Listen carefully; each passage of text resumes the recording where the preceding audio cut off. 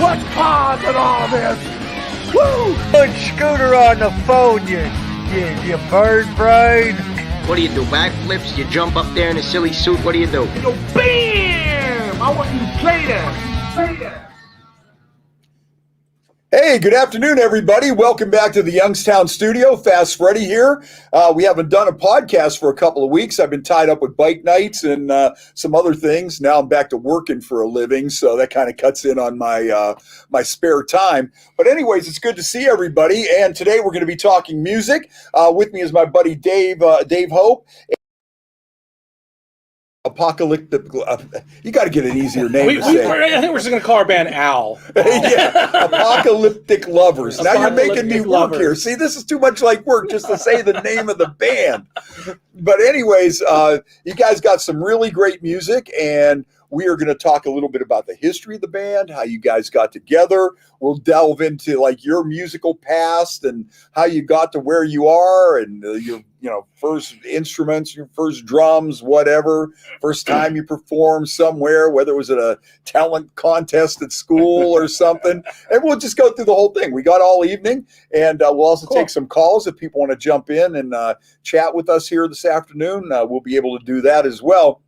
So why don't we just start with let's start with the band right now, and then we'll get into the other stuff as we go on. Okay. What do you want to know about right now? Well, let's talk about Apocalyptic Lovers, how it came about, and the whole nine yards. What the sound is for people that might not have heard the band. Yeah, I hope you have all night. That's okay. Before we get started, hey, we're drinking. Yeah, we are drinking. Penguin City. We're drinking Penguin City today. We are. A solid beer for a solid people. That'd be us. And we got the American Pale Ale, and you got the big ass light beer. Yeah, the big ass light beer with the big Y on it. Big ass great tasting light beer. I know, this is good tasting beer. Yeah, it is. Sometimes you get these, like a local beer or whatever, and it's like, but this is good stuff. Yeah. It's right up there with anything you'll buy out there. Yeah, I've been in Arizona since '99 and made a lot of trips to California and other places, and I got back here and tried that beer. I was really floored. So, Penguin City American Pale Ale. At Penguin City Brewery, we take pride in making beer that pays tribute to their past. And just like the rest of our line, our Pale Ale does just that. With its perfect blend of American hops and rich pale malt, you get a beautiful balance with a bit of a citrus finish that might just knock your socks off. So hang on to them. And then they have like a beer code, a beer color guide.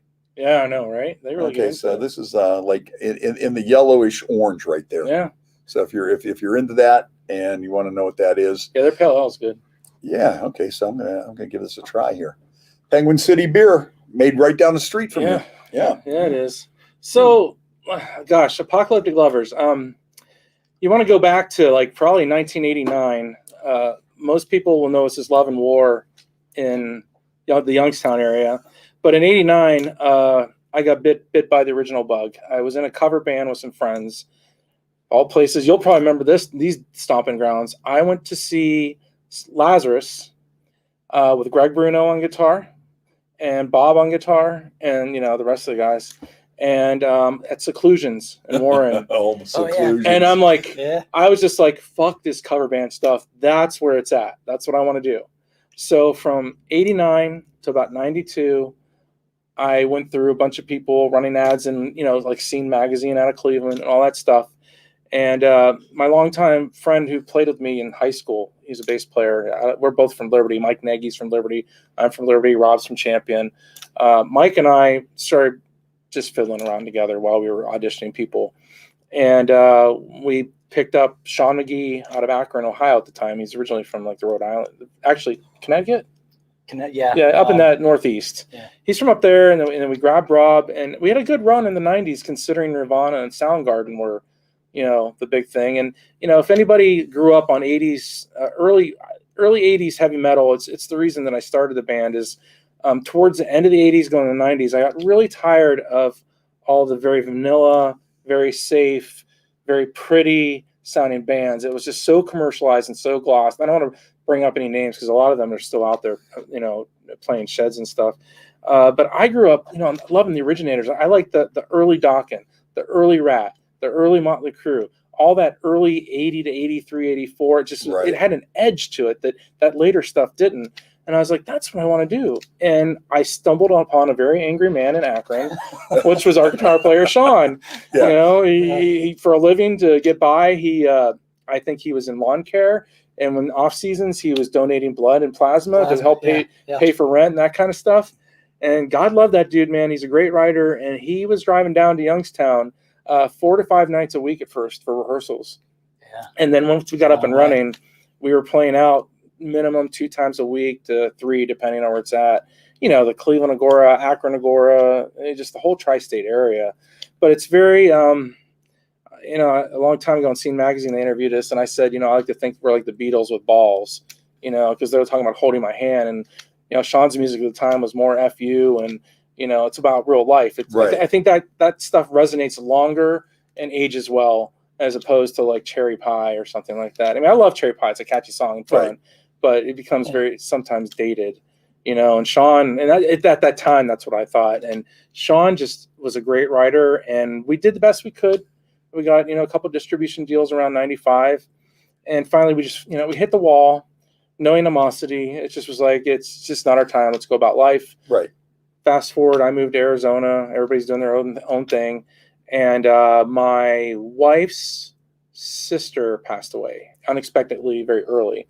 And she was, you know, especially with any family member, she was a train wreck. And I grew up an only child, so I wasn't used to this. I didn't experience that with people. And I was beside myself. I didn't know what the hell to do. And back in the day, like I had a band before these guys with George Barrick. He's, you know, with Lakeside Realty and stuff like that. And called Barrick. And my lyrics then were like, come on, wine me, dine me, come on, 69 me. They were garbage. Good stuff. There we go. Right. Yeah. And the problem with that is what? And then you went, why did you change a winning formula? That's what I want to know. And then I just like would crumble up and throw it, or just, you know, it was just bad. And I just never been a lyricist. And Sean was our main focal point as a writer. And with my wife's sister passing, it was really bugging me. And so she went out to Chicago for the funeral. And I went to pick my kid up before I went to go grab her at the airport on the way home. And I heard something on the radio. I don't remember what it was, but it was something about frequencies. And it had to do with changing to the radio, you know? And I'm like, change the frequency. And I'm like, oh, that'd be kind of interesting if you're talking about death. And it's like, you're the dead person talking to everybody on the other side. And I swear to God, in a 45-minute drive to pick my kid up, I wrote the whole thing in my head. And then I went home, picked her up. The next day I woke up, I still remembered it. And I wrote all the lyrics down. And honestly, they sat for like, I liked it a lot. My wife thought it was really pleasant and nice, and she liked it. Yeah. It probably sat for like 2 years, to be honest. And just one day I was cleaning, and I came across them again. I'm like, God, I'm not talking to any. I'd done a bunch of bands in Arizona that did pretty well and stuff. But there's just something about the chemistry with a certain band when you get in it. And I was really missing that early 80s vibe, sound and feel, and that chemistry I had with Rob and Mike and Sean. And I was like, I wonder if, you know, we didn't even have social media back in the day, you know? Right. So I'm like, hey, hell, I've got Facebook now. I bet I can find Sean. So I tracked him down, and I kind of told him what happened. And I was like, I got these lyrics. And I go, and he kind of laughed because my lyrics were always really bad. And he was like, send them. Why me, dine me, 69 me again? He's like, no, okay, we'll try it. Yeah, no, I'm good. So, you know, I sent him lyrics, and I don't think it was 2 weeks. I got the full song back. And I was like blown away. I'm like, it's like Love and War meets the 2000s. It's still us, but it's fresh. And I'm like, it's unique. I'm like, I just got chills when I heard the demo.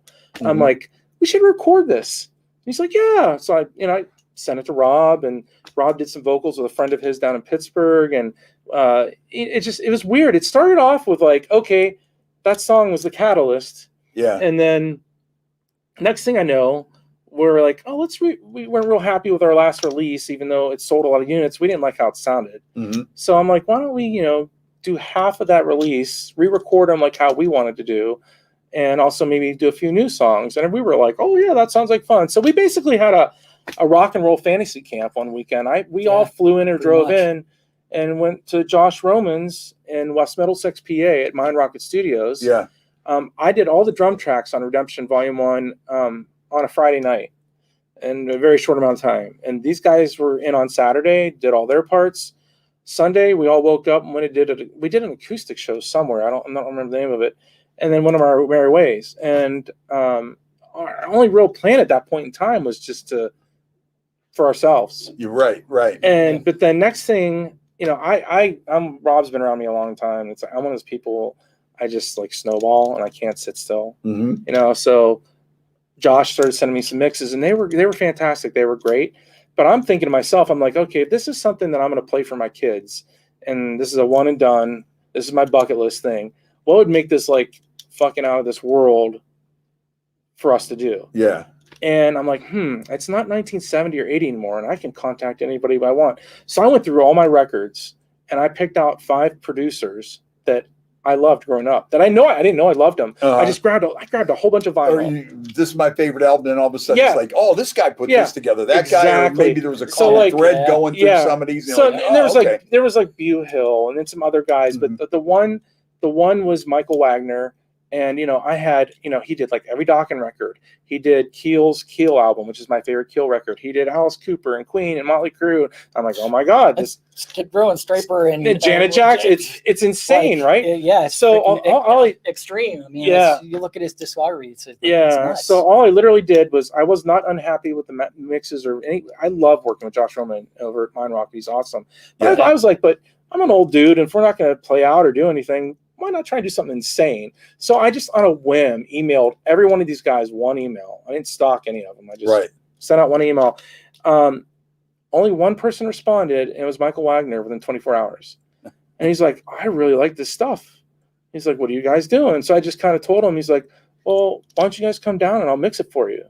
I was like, oh, I mean, there's more to it. It's a longer story. Right, but long story short. So Rob and I went down there, mixed it, with him, and we were just blown. I mean, the hairs on my arms, and I got goosebumps.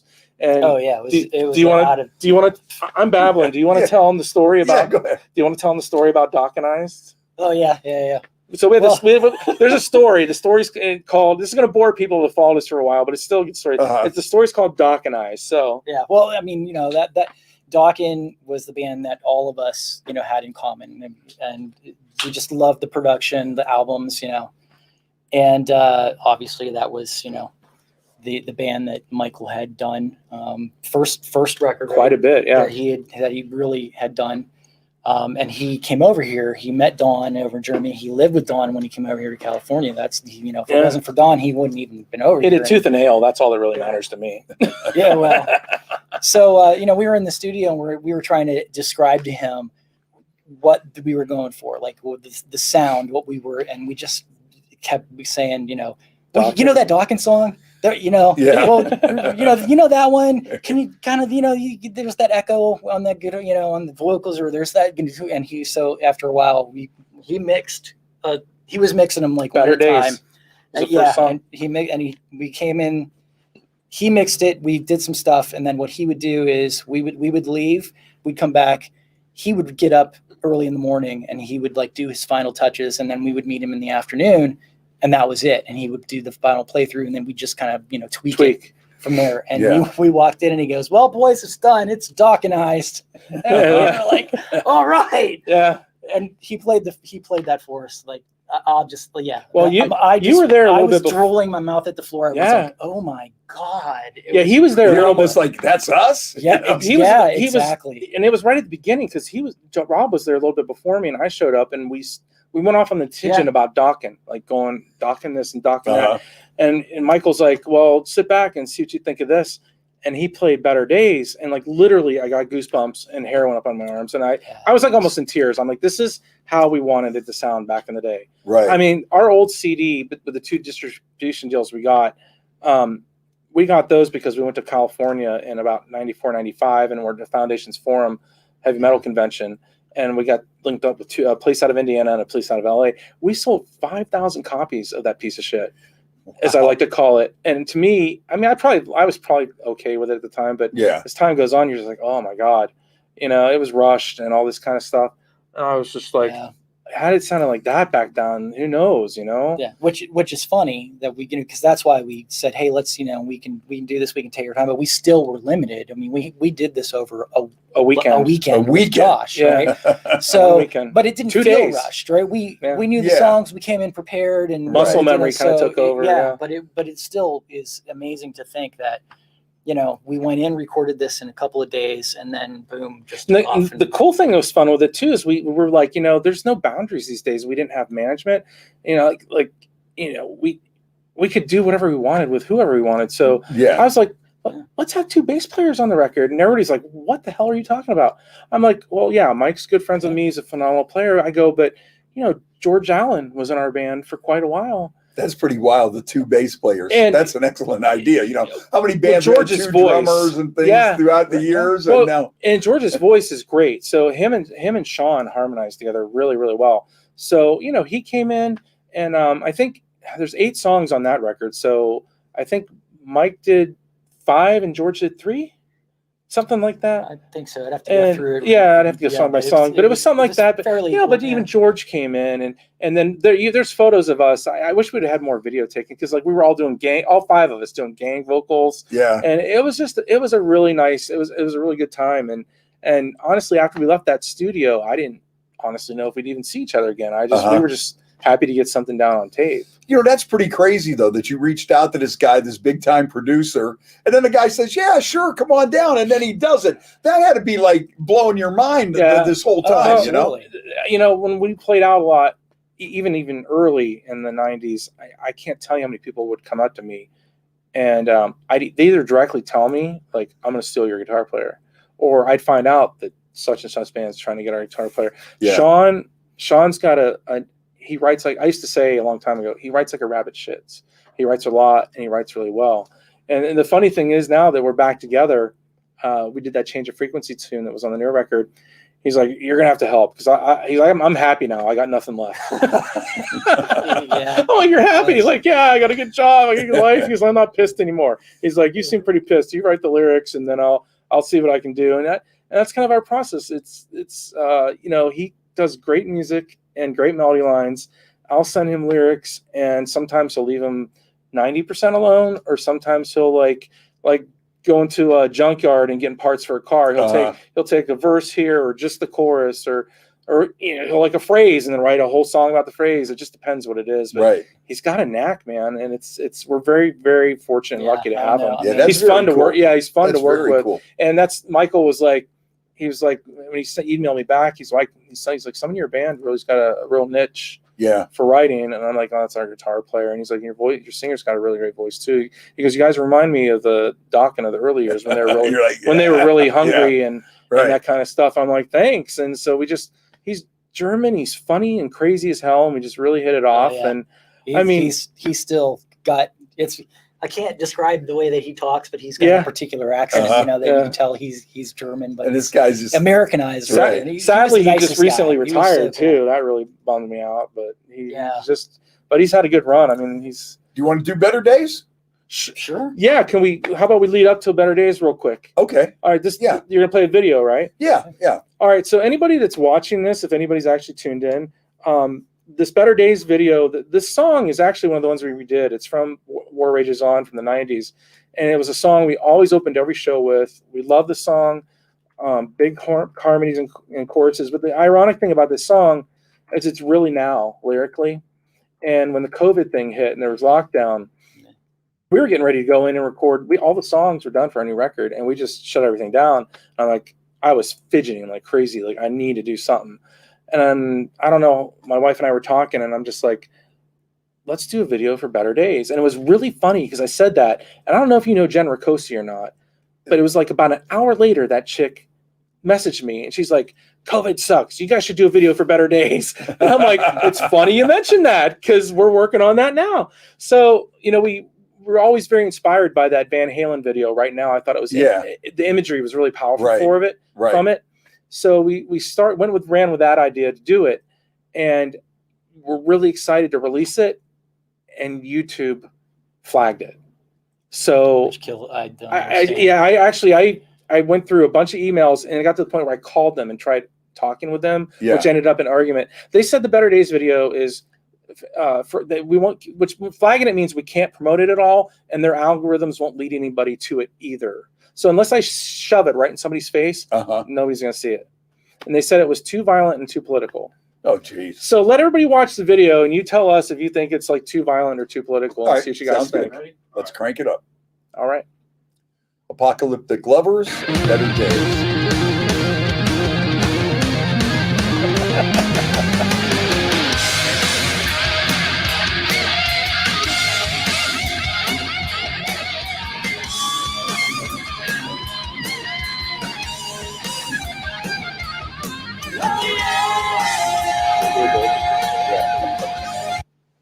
Beer break.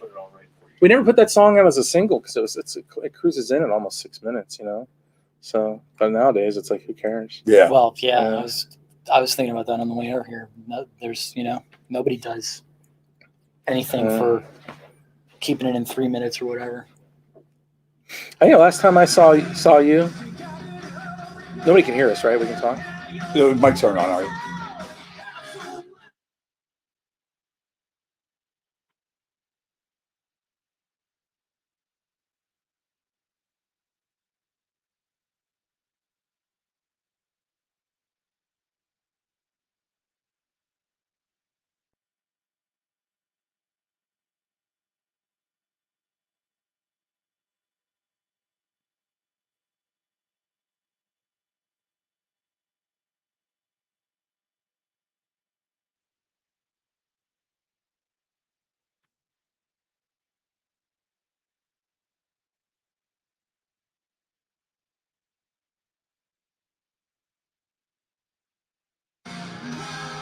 This is very good. Thanks. Yeah, thank you. Didn't cost us a cent 'cause my wife did it. It's kind of what she does for a living, so.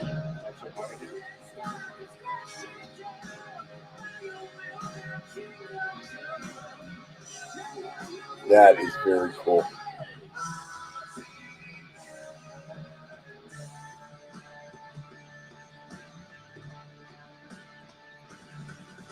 That is really awesome.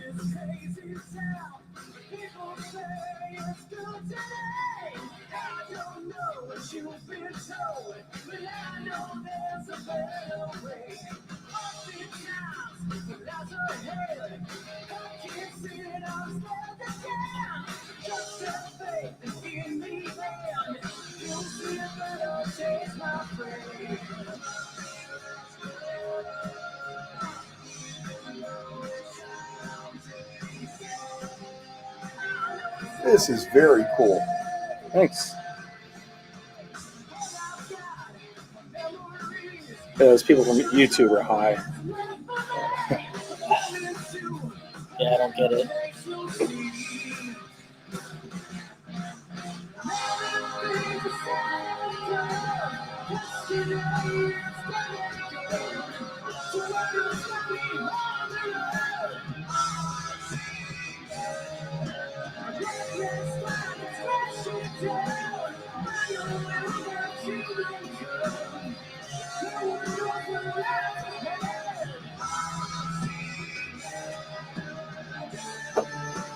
The sound on that is really good too.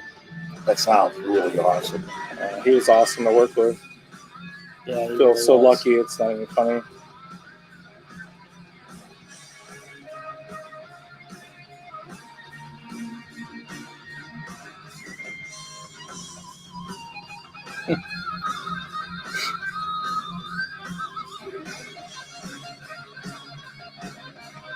That's about as political as it gets right there. Yeah, I don't see anything about that. I mean, this was just, it's all true. It's not like you're making some kind of a political statement here or something.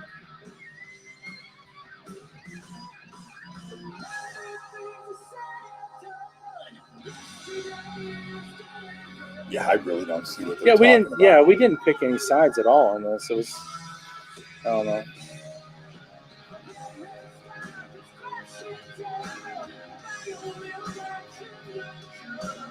Man, this video really looks sweet.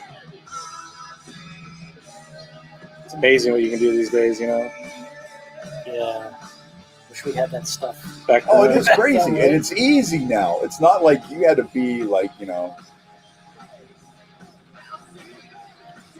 guys shooting movies with cell phones. What was really smart of us was to go ahead and pay the extra money to the whiskey to record our show. That was. Oh, I watched that whole video. That is really good. Thanks. It looks awesome and it sounds awesome. It was surreal. It was really crazy. Yeah, that was a cool experience too.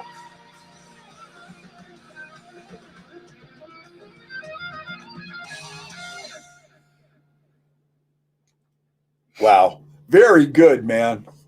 Thanks. Very good. Very good. Our mic's back on, Lucas? We're back on? All right, man. Apocalyptic Lovers. And hey, you said it good that time. Not bad. I'm getting there. You would think that maybe I would be an announcer. This stuff would just flow, but it doesn't really work that way. Take Awesome. 5. Take 10.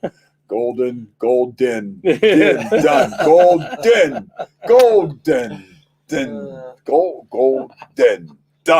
Done. Shit. Fuck. Take 3. But anyways, that's a great video, man. The video looks great. The song sounds good. Just all the facts and stuff that you had on the screen, I thought that came out really good. And with the footage behind that, I thought that was really excellent. Yeah, we had that whiskey footage from our show there, and my wife and I, honestly, that video took like 2 months to do, at least, from like concept to editing, because it's like, we were trying not to pick sides with it. We're just trying to see. We've seen better days, kind of like lyrically the song does, Right. And between, splicing stuff together and imagery. And I mean, we're not hiding anything. I mean, you can go to YouTube and see our full live show at the Whiskey. We didn't play that song. Yeah. So my wife is like, all right, you're going to figure out how to make it look like you find out the times so I can edit it in so it looks like you're playing that song. Oh, sure. So that's all that live stuff there in Better Days is like 4 different songs in different areas spliced together. Right. So that was time consuming. And then coming up with all that copy, I mean, it was like change after change after change. But that was, I'll tell you, a lot of people I still don't think realize how bad the entertainment business got hit because of that COVID. Probably worse than anybody else. I mean, not to downplay what anybody else went through, but even when you think about, okay, every band, every sound crew, every lighting company, and then it goes even farther. It's the people that park the cars at the parking lot. It's the people that take tickets. Yeah. It's the people that work at the concession stand. And then it's the people that sell beer. It's the people that sell the restaurant supplies, the food, the popcorn. Surrounding businesses, everything. Snowballs. Like you had on there about the Porta-John Company. Yeah. Who thinks about the Porta-John Company getting their ass kicked during the pandemic? Yeah. But think about that. Think about how much money all those people lost. Billions and billions. There were no groups of people taking dumps anywhere. No. Not in 2020 anyway. No, there was no toilet paper. Yeah, right. There was no toilet paper. And so what were we going to do with all these Porta-Johns? They're all sitting there. Right? So the main reason I wanted to play this is we released this video right before I moved back to Youngstown. And that was about in October of 2020. And the reason I wanted to talk about it is we already brought up a little bit about how YouTube was like flagging it. And that presents a problem because our mission with the video was what you're just talking about. There's an organization called Music Cares. So for every stream of the video or the song, because we have a company that monitors all that stuff, our goal is to donate to Music Cares 100% of the revenues from that video streaming and the song streaming to Music Cares.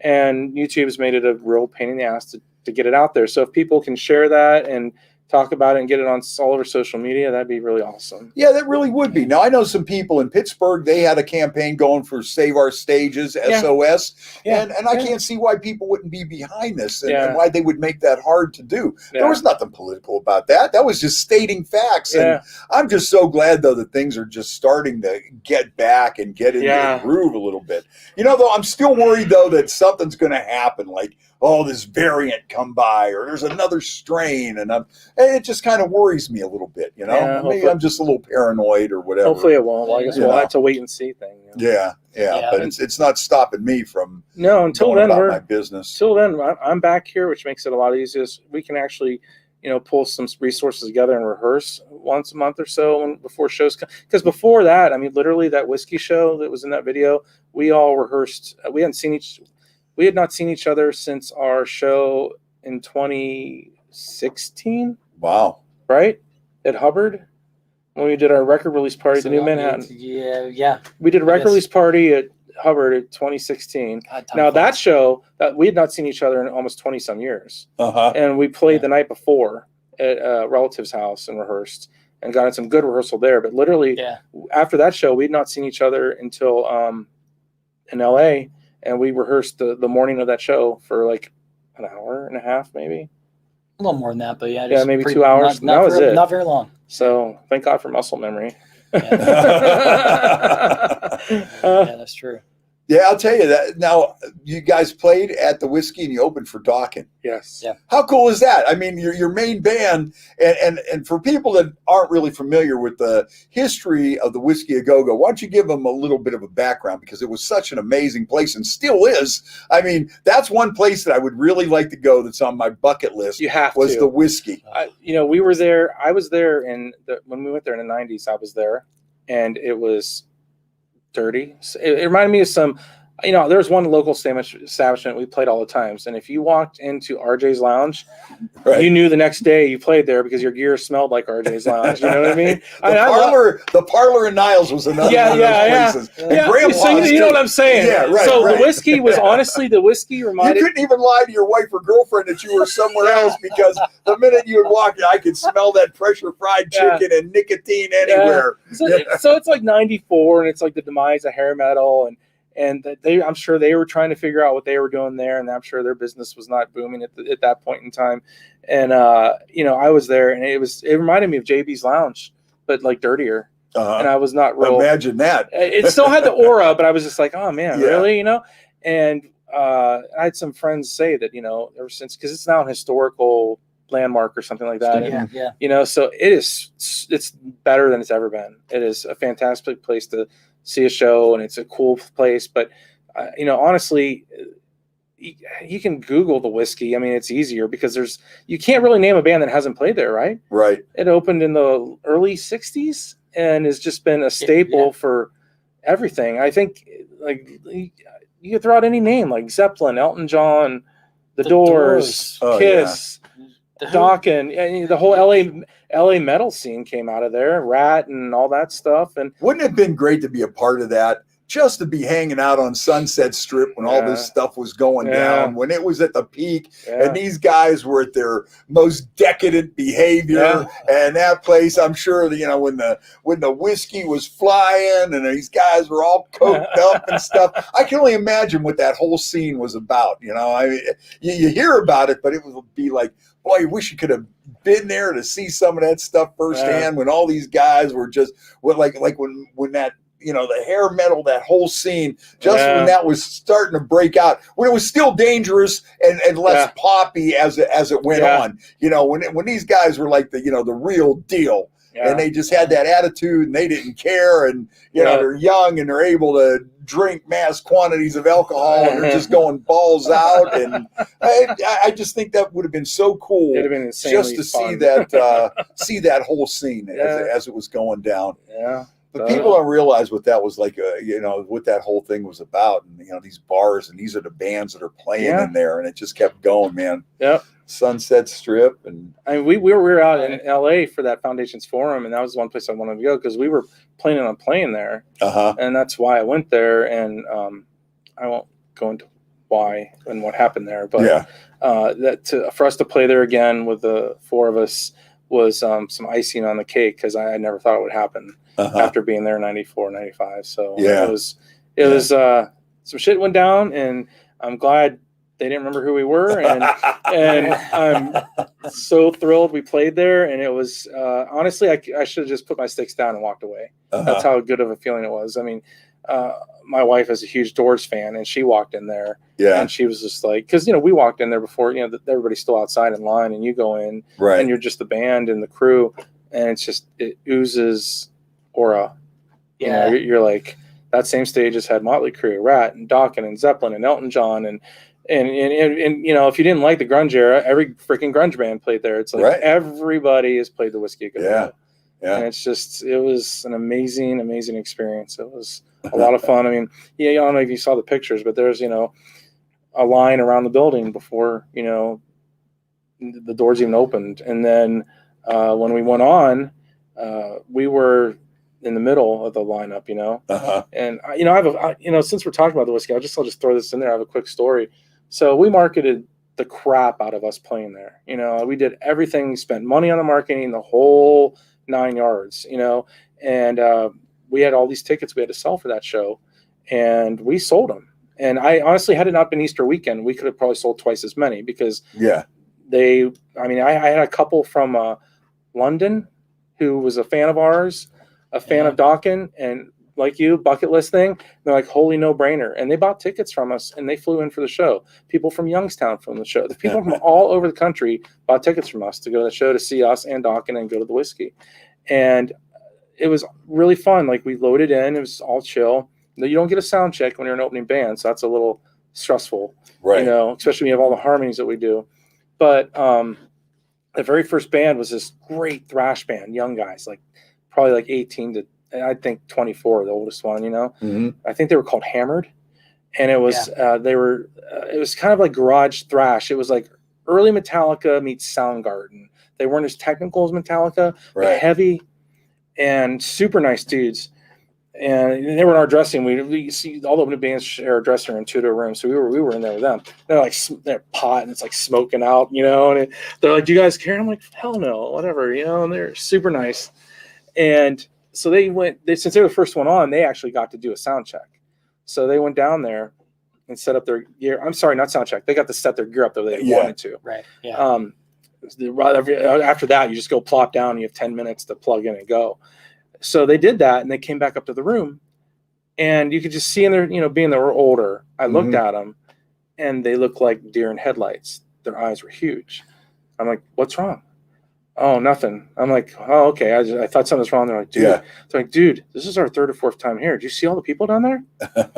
And I'm like, "Why? Is there a lot?" They're like, "Dude, we've played here like a few times now, and our biggest crowd's been maybe like 30 to 50 people. There's at least 200 people on that floor right now."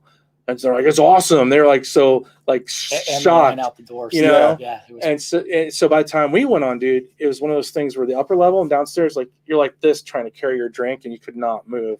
So when we finished up, and I had to talk to the booking guy, you know, afterwards, and he wanted us back. He's like, "Dude, I got to tell you," he's like, "the slot you're in, I've not had that many people here in this building.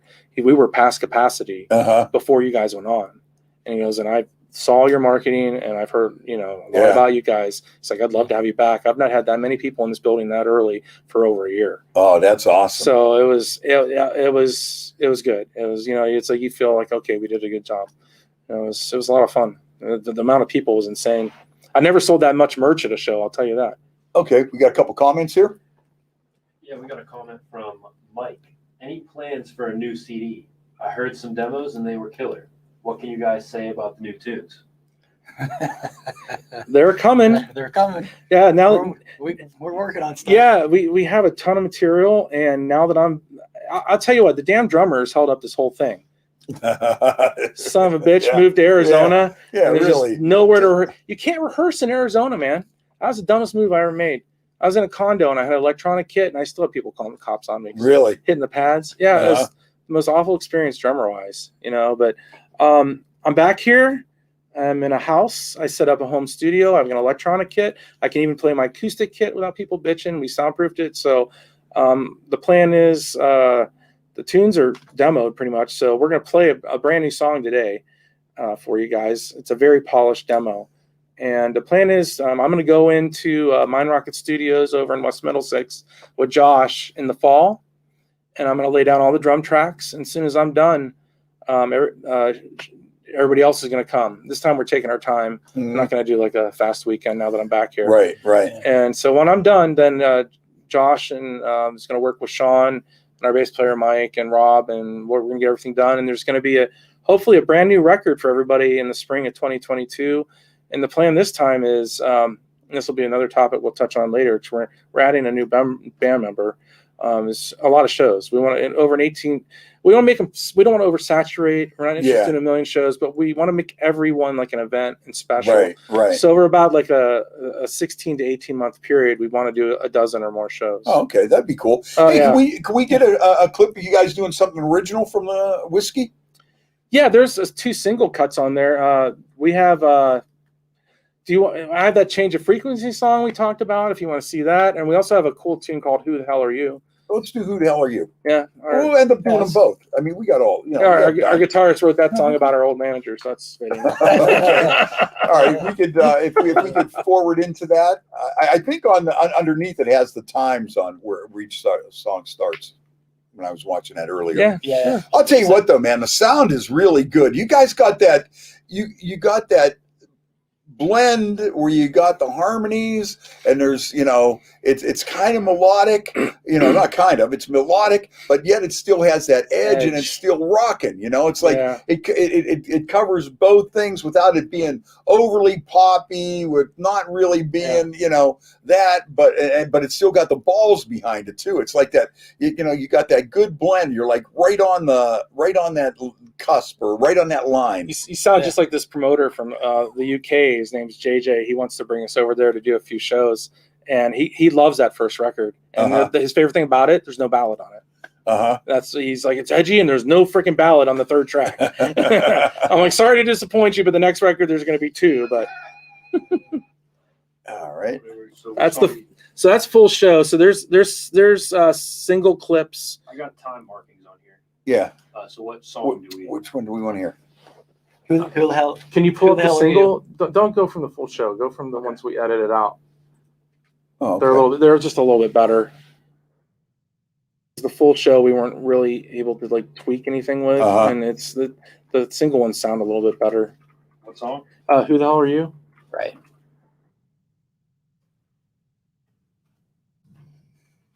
If you guys look up Apocalyptic Lovers, check out the show at the Whiskey. I mean, I'll tell you, that video really come out good too. Yeah, it was a lot of fun. Yeah, I mean, the sound on that, the quality of the video, and everything. Okay. Right there you go. Yeah, there we go. That's it. All right, here they go. Apocalyptic Lovers from the Whiskey A Go Go. There he is, sweating my ass off. It was hot. It was very hot. This is good music, man. Thanks. This is one of the last songs that we wrote before we split. Yeah. So it's a new song to a lot of people, but it's not to us.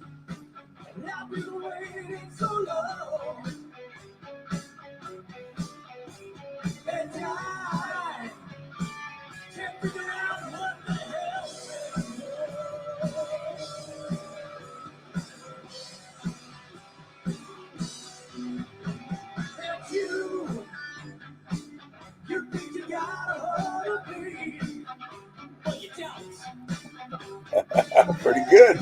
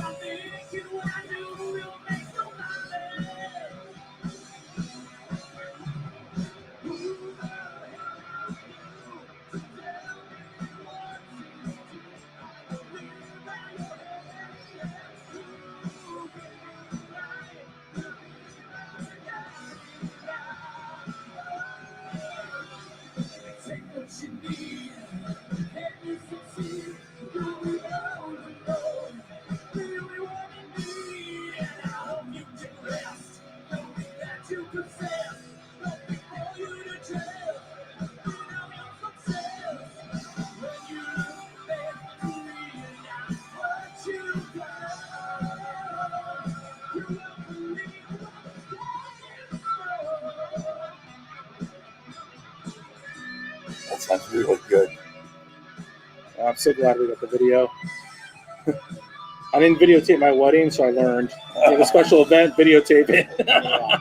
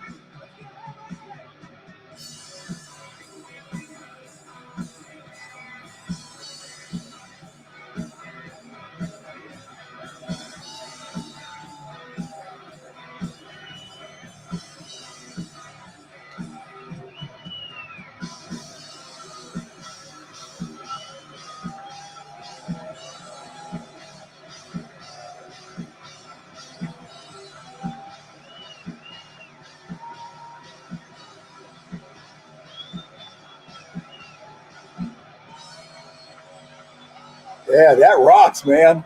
Apocalyptic Lovers. Live from the Whiskey A Go-Go in Hollywood, California. That was a fun one to play live. That makes me want to punch a hole in the wall at the end of that I love song. that breakdown at the end. It's so Yeah, it's that's some good stuff, Gets man. the adrenaline going. That's some really good stuff. Yeah, that's Fun. yeah. Wish you could have gone. Stuff. No, I didn't know. I didn't know. When you guys go back, I'm there, man. Count me in. We are. Count me in. We're doing 3 record releases parties. One's there, one's going to be here, and one's going to be East Coast.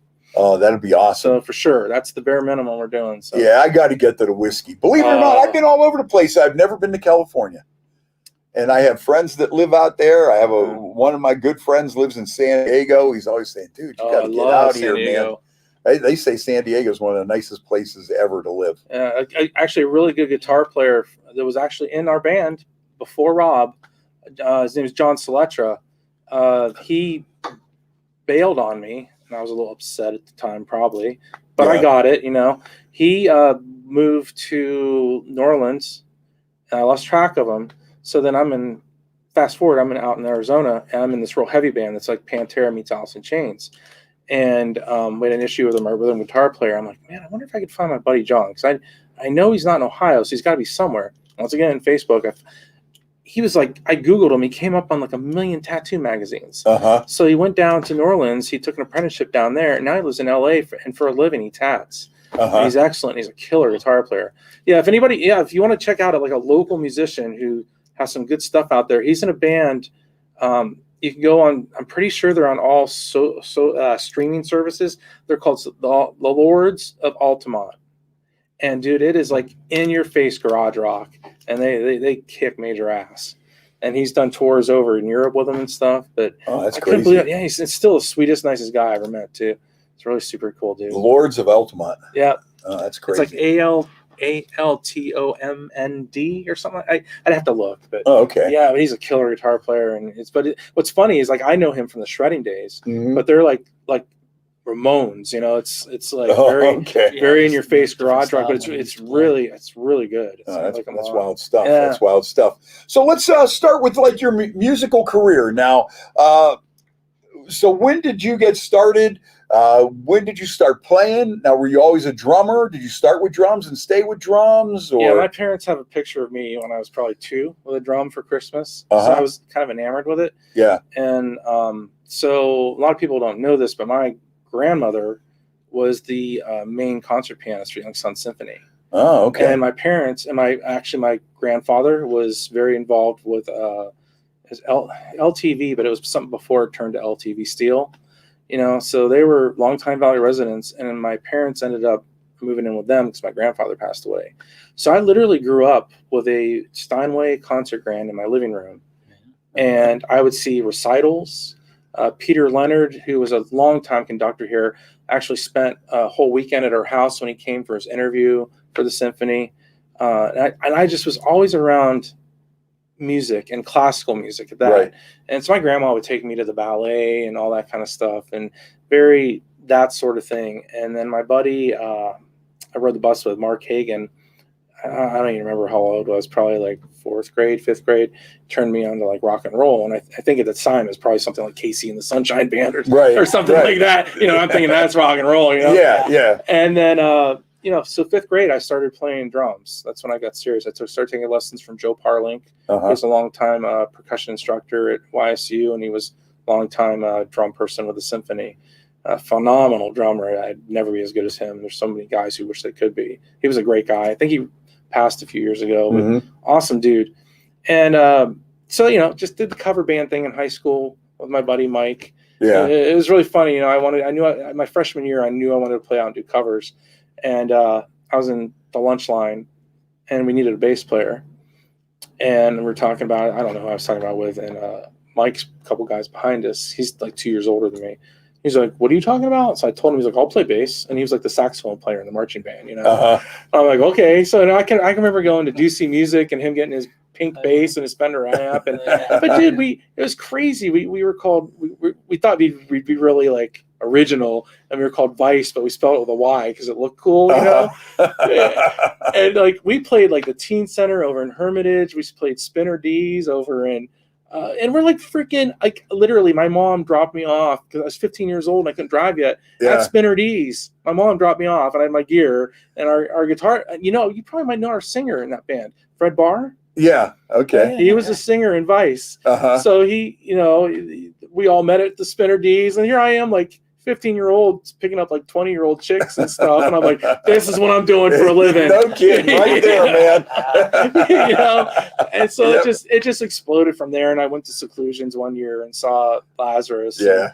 And Seclusions used to be a wild place, man. Seclusions was a rock club. The one thing that surprises me that there were no more signed huge bands from especially our area, because there's so many good songwriters and musicians. I mean, all the different versions of Lazarus were good, and every one of them had great players. Then over at Cedars, you had Infidels, who were freaking awesome. The Smarty. I mean, you could just go on and on with the different kinds. You know, and it's kind of like the melting pot around here of music. It's such a cool thing. And you know, it's been that way forever. You know, even when, you know, I'm a little older than you guys. You might not be able to tell by looking. I understand that, but but I mean, even when we go back to the days of Left End and the Human Beings, and even the bands before them, you know, I mean, like the Human Beings really kind of busted it open. But even back then, you know, I mean, you had guys like you know, Phil Kagi and Glass Harp, and you know, and before those guys hit, they were playing in all these other bands, you know, and Gary Markowski and Michael Gismondi and you know, Danny Pecchio, and you know, these guys were in all these other bands. Frank from Blue Ash, right? Oh yeah, Frank Sessage, you know, and you know, his whole thing with Stiv Bators and everything. He's got a great book. You know, it's called Circumstantial Evidence, and we had Frank on, and I think that was probably one of our highest, most viewed. Frank's awesome. Everybody loves Frank. He and I've got record mark ties. We both work for NRM. Oh, okay. Yeah, and I actually ended up managing the store that he left. You know, where in Shenango Valley? Didn't he? Okay. Yeah, and Frank is just everybody. You can't run into anybody who's you never run into anybody who's like Frank's a dick. I mean, everybody loves Frank. You know, and there's good stories. He's got great stories. Oh, yeah. As a matter of fact, yesterday I had Little Steven's Underground Garage on at about 1 o'clock in the morning. And they played a song from Stiv, and they mentioned Frank as the producer. And I was like, I know that guy. You know? Well, even that, you know, with Deadbeat Poets, you know, 2 or 3 times they had the most coolest song of the week or something on Little Stevens, and they've been interviewed on there and everything. And Frank is just amazing, but he's just a sample. I mean, you know, all these other bands, Vindies, you know? the new one, the Vindies. Rick Vindies are just awesome. Rick is an awesome guy, and there's some good players in that band. There's some great songs. Now, there's a band that really got messed up with COVID because they seemed like they really had the momentum going, and I think they were just getting ready to play like some theater-sized gigs, headlining on their own, like I think in Canton and a couple of places. Then everything got shut down, and boy, that really kills your momentum, you know? Speaking of Rick, I'm not sure if he was in this band, but you know what? I didn't even interrupt. You know what song I find myself playing a lot? I don't know if you remember. Chris Leonardi and I think Rick and some other guys had a band, and I think it was the drummer from the Infidels. It was called Slackjaw. Yeah. They got a track called I Could Crack. I still play that on my iPod all the time. That song was killer. That was such a good song. So it's just, there's such good stuff in the area. Yeah, we have so many good players here, and it, even in in our time, in the 60s, 70s, everybody lived for rock and roll. I mean, it was like a religion. It was a lifestyle. Rock and roll was what it was all about. Bands and seeing bands, and then of course the Tomorrow Club, the Agora, and then JB's, and all these different places. I mean, it was just like it was just what we did. We wanted to go out. We wanted to see bands, and it was just like a ritual. It was just something. We were one big rock and roll tribe, and it was all about music. And that's back in the day when they used to have like Hot Day at Idora Park. And that was a big thing. WHOT would sponsor that. And on the Midway, you'd have like Left End. But then you would have, like there's other bands like Coconut. The list of bands goes on. But then you'd also have the Raspberries out there and Joe Walsh and all these guys. From Pittsburgh, was it? Everybody knows Donnie Iris, but a lot of people forget about it. Remember B.E. Taylor? Oh, yeah.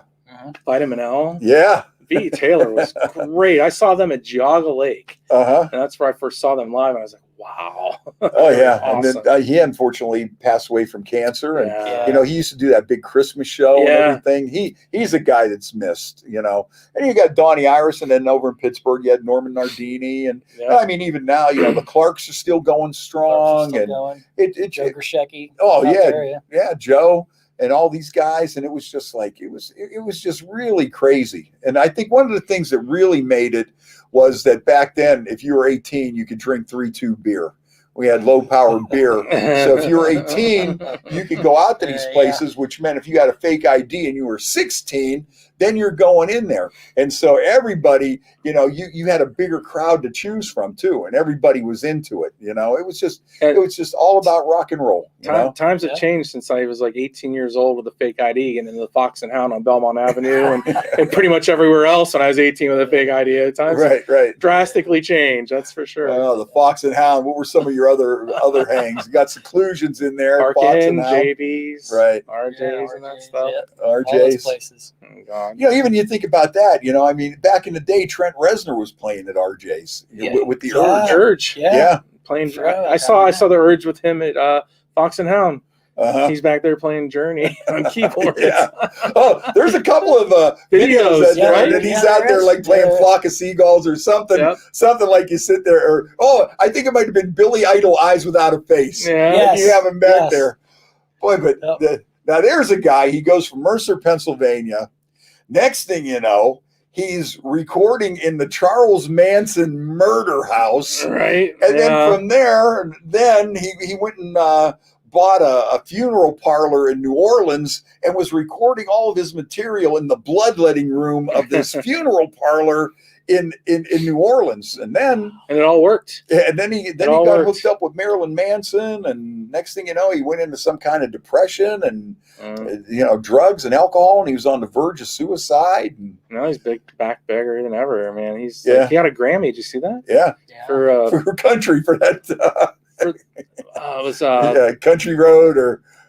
Well, he got a recent Grammy for that Pixar movie, Soul. Oh yeah, Soul. Yeah. Him and this other guy wrote the whole soundtrack for Soul, and he got a Grammy for that. It's really crazy. Crazy. There's a video out there. They did the anniversary of the Moog synthesizer, and they have him talking about buying his very first one at New York Music, which was downtown here. Couple blocks away, and they have this whole thing about him talking about how he saved up some money or whatever, and he went to New York Music in downtown Youngstown and bought the very first one, and it was pretty crazy, It's funny how gear intertwines, because Josh Roman out at Mine Rocket, before he moved into his standalone studios, and now when he's back in us way back, he actually had the keyboard that Trent did that had like the whole album. Really? Yeah.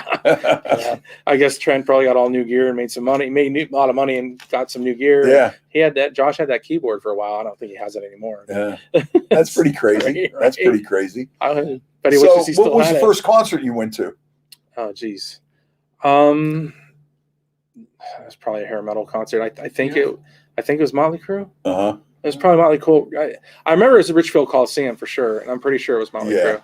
I think it was them and maybe them. Yeah, Y&T. They did play together. Yeah. I And remember when they Y&T played canceled. together. They came out, did one song, and the singer got sick, and they walked off the stage, which bummed me out because I was. My first concert was Prince on the Purple Rain. Purple Rain tour. Yep. Boy, that's a good one to start God, I would have loved to with. have seen that. Oh my God, that was awesome. Yeah. He's such a good guitar player. The show he was just incredible live. Incredible. I always wanted to see Prince put out a straight up rock He album. could have. You know, just a straight maybe he up. will now that he's passed away. Yeah. They got his vault. I bet there's one in there. I can only imagine what they got stashed away in that thing. It's gotta be That guy was always in the studio, always working. Yeah, I mean that guy, he could shred, man. He's awesome. You know, he's a phenomenal talent. So tell us a little bit more about now your whole rock and roll experience, and we'll start from scratch. You know, one thing before we move on here, you know, it's amazing that I know a lot of people that are, from around here, or they're in different bands and stuff. A lot of you guys have that same, either a classical background, or there's a little bit more to it than sitting around. Like Rama. I mean, Rama was in here, and I mean, he had at one point he was a little kid, and he was he studied violin, and when he was young, he was going to all these bluegrass festivals and these competitions in his 10-gallon hat and boots on, and getting out there and sawing with these people and winning trophies, and his family would go to all these bluegrass festivals and stuff. And there's Paul Scourin, he's another one, classically trained vocalists from people like at YSU and stuff. So he's got a new project going with Ronnie. Yeah. Oh yeah. I heard some of that. It's killer. Yeah, it sounds killer. Yeah, we're gonna dig that a lot. And there's a guy that takes care of his voice. He still sounds really great. He really takes care of it. And, he sounds really good. Once again, though, it's because with this classical training and some of that, it's not just some people just pick up a guitar and go. I mean, a lot of you guys have this. There's a little bit more to it. Okay, I hope you have more. No, well, I didn't know about Paul. I didn't know that he was classically trained. I actually attended the Dana School of Music for vocal performance, but that was after I started doing rock stuff. But I mean, I grew up listening to not really classical, but my dad was an art teacher, and he did a lot of the artwork and the stage productions for the school plays and stuff, musicals. Yeah. And he was into that, and I listened to a lot of My Fair Lady and Camelot and the soundtracks show and tunes. stuff. That explains a lot. Right. But then when I got older, I heard Kiss for the first time, and I was like, oh my God! And then my dad would bring home his students. He was a art high school and junior high teacher. Right. His students would give him stuff, Bob Seger and Journey and all this stuff, and he'd hey, Mr. Kane, take this home and listen to it. So I got a gamut of rock and roll, Pat Benatar and all kinds of stuff. But when I was in high school, I had seen a couple of local bands who were a little older than I, and I was like, I want to sing, I want to do that rock and roll stuff. Yeah. And I begged my buddy Jeff, who had a local band, and his singer had quit, and I begged him, probably annoyed him as much as Mike annoyed you. Hey, let me play bass. And tried out for that band, and that's how I got my start. And then I moved into, when I saw Paul from Hard Luck and Jimmy from Lazarus do original stuff locally, I was like, that's where that it's was really eye-opening, those guys. Yeah. Hard Luck's another one for sure. Yeah. Oh yeah. And so I got into a band with George Allen, Mike Vega, Little Sister, Kurt Kretschik, and that was the first band that I was in that we did original music, wrote, and that was a great experience. And that broke up. And so were some of the places you were hanging when you're a younger guy? Same places, RJ's, JD's. Who we've not mentioned yet, and I bet all three of us have been there. CNR Saloon. Oh, the CNR, boy! I'll tell you, I can remember I think the Outlaws played there, and there was a lot of great bands that played up there. Yeah. And I think for a while there, Special Forces. I remember Special Forces used to play there a lot. Yeah, Special Forces was one of the regular bands there. Yeah, White Noise played there. Yeah, White Noise. Yeah. But those are the three I can think of that really. Lazarus sold it for me the most. That original lineup with Lazarus just knocked my socks off, and then Hard Luck, and then White Noise. The strip. Yeah. The place White Noise, the White Place. Studio West. See, okay, yeah, that's right. White Noise would play White there. Noise Yeah. play there all the time. Boy, that used to be a happening. When them guys would play there on Oh, Friday yeah. or Saturday night, you couldn't fit Yeah, another they come out, person do like in a there. set of originals, and then close the night out with a set of Yeah. covers. That was Oh, yeah. killer. Yeah. Oh, so good. Yeah, we had a lot of fun back then, man. I'm still having fun, but no, it wasn't like that, you know. Oh, you got to be in it for fun now. If you're in Yeah. it for money, you need to go. Oh, yeah, Just- especially in Youngstown, Yeah. Ohio. Well, I mean, anywhere. come on. I mean, there's Yeah. no money. There's Yeah. no money in it. The streaming and a lot of stuff has killed that. But Yeah. I mean, it's And passion. I hope that changes with the laws that they're looking to pass. Yeah. But yeah, I mean, that's freaking crazy that somebody can have, like Lady Gaga sells streams, millions and millions, and she gets paid 0.003 cents per stream. Yeah. It is How much money kind of is she really crazy. making? That's just It is absolutely kinda crazy. nuts. Yeah, people don't artists are not realize getting how- paid. Yeah. Artists get And like probably that. one of the biggest things too that really put a damper on everything over the years was the DUIs. Once they started cracking down on that, that hurt the entertainment business more than I think some people realize. We used to pack in a car and drive to Geneva on the lake at 2:00 in the morning, or Left End would be playing somewhere in Akron, and would hop in the car and drive out there with a 12-pack in the back seat. And then 2:30 in the morning, you're driving home and all that kind of stuff. And now you can't do that. My first car was a rust bucket of a '79 Mustang. Like it ran real well, but everything else was falling off of it, And I can remember myself, this high school friend of mine, Dave Gitson, and then do you remember Love Turns Hate? Oh yeah, Tony Young was a good friend of mine. Yeah. He and I've been in and out of a bunch of bands together. The three of us would get like a 12 of beer and put it in my trunk on new release day. Back in the day, it was Tuesdays, I believe. Yeah. And go and get off school, get that 12, and go to the store and buy like Bon Jovi's new record or Judas Priest's new record. And we wouldn't talk. We just put it in and drive around and drink and listen to it. It's insane. And you weren't bothering anybody. You weren't hurting anybody. That's another thing too. Well, you worked at record stores. Remember when we would do maybe a midnight sale? Yeah, I remember did a bunch when, of those. Guns N' Roses' "Use Your Illusion" 1 and 2 came out. Yeah, I know we did a couple of midnight sales for that. I remember we did one. You guys did one in Boardman for that. Yeah, Oasis, right? Yeah, we did one in Sharon. Yeah. I forget what radio station we had come out for that, but you guys, I know that the Wolf or somebody. Yeah, it might have been 95 K Rock at that time. Yeah. And then we did one for Bruce Springsteen when he did Lucky Town and Human Touch. We did one for that. And those used to be crazy. It used to be so much fun. And people would come out and hang out and party in the parking lot. And that was a lot of fun. Now that Record Store Day does so well with that vinyl shit, it really makes me wonder if like a major, like say, it'd be really interesting to see if maybe Jeff at the Record Connection would do a midnight sale for the next, I don't know, say Guns N' Roses, Metallica, would people go? Yeah. It'd be interesting to see because it's been so long. It might be like a fun party thing kind of do. I don't know. Yeah. We did, I know we did one at the Record Connection with Ryan Roxy, that's Alice Cooper's guitar player. And that went fairly well. Well.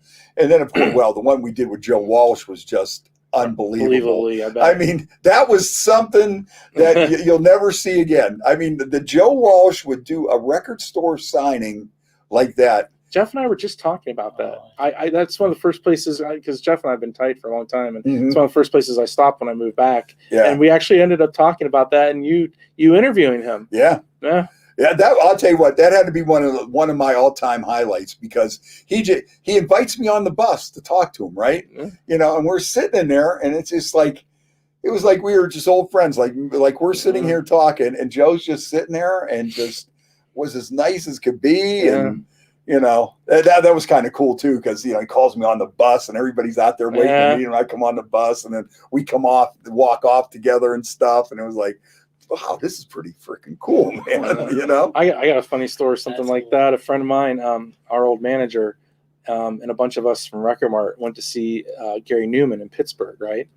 And his bus was parked out front of this club. By the way, Gary Newman, he's not all about that song Cars. Like I was blown away by his show.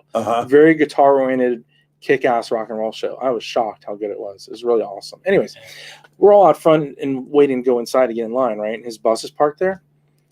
I didn't know who she was, but his wife got off the bus and stood there for a minute, and we're all like looking at her like, who's this or whatever. Yeah. And she's like by any chance does, and I'm terrible with my memory sometimes. She's like, does anybody know the lyrics to blah, blah, blah?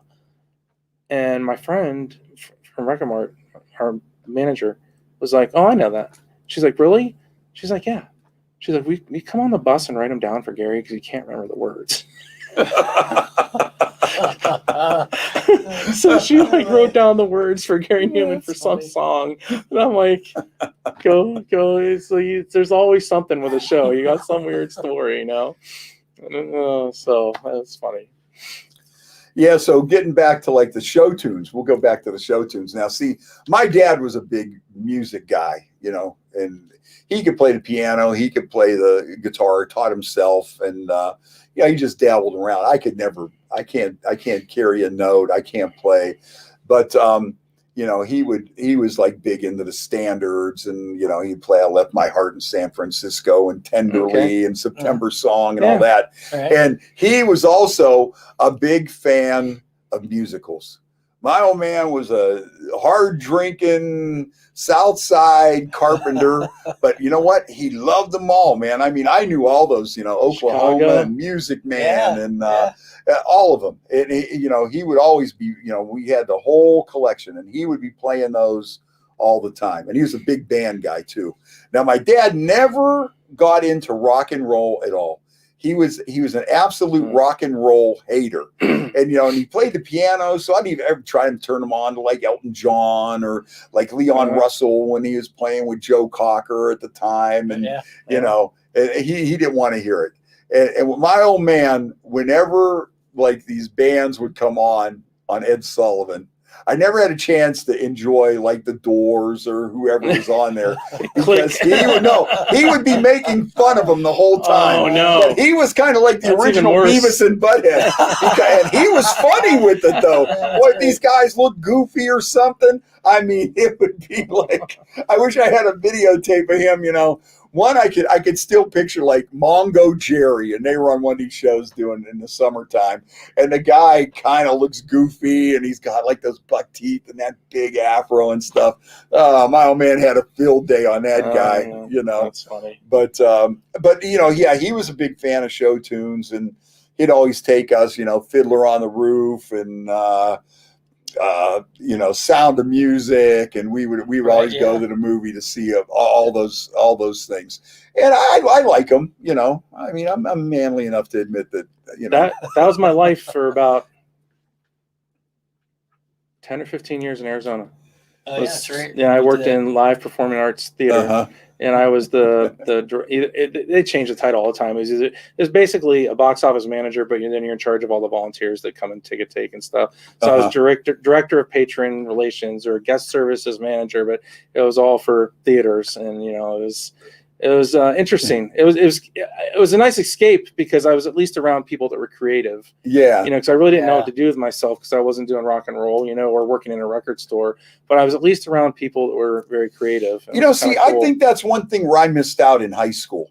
I had that, but maybe if somebody who says, hey, maybe you want to get on the drama club or something, or we didn't have that either. Or try. Maybe you want to try this. Maybe because Wilson High School, they had Bob Vargo, who was like, when it came to plays, he was like up there. I mean, we've had several people from Wilson go on to be in movies and stuff because the drama department was that good.